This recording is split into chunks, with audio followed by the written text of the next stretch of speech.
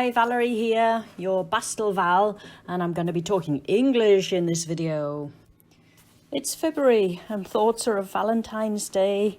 I've made this heart card here. The background pattern follows through into a moulded plastic piece where there's shaker material, little beads and glittery hearts shaking around inside there. The tiny hearts are just paper and then embossed, and here I am embossing them. It's a bit of a fiddly job, but I put them in a container, sprinkled on some embossing powder, and then baked them in the oven. 160 degrees is what my oven needed.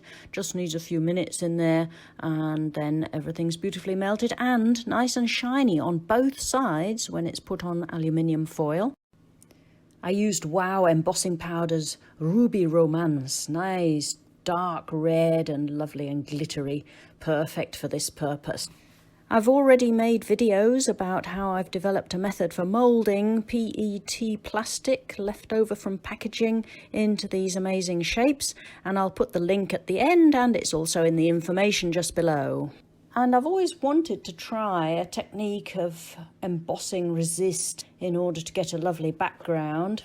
The stamp is from a set by Indigo Blue, and I've used superfine clear gloss embossing powder in order to create these wiggly stripes on plain white cardstock. And then I used my makeup brush to put on distress ink. It's, what's it called? Worn lipstick, that's the colour. Then I cut my big heart shape out of it and used my pinking shears on the edges.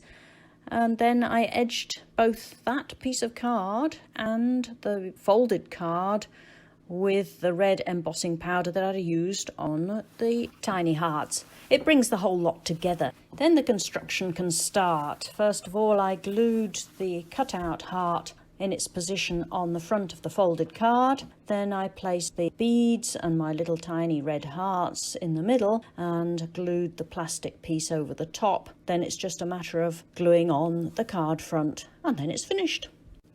So that was a pretty fast run through of how I made this card. If you've got any questions, do leave a comment below.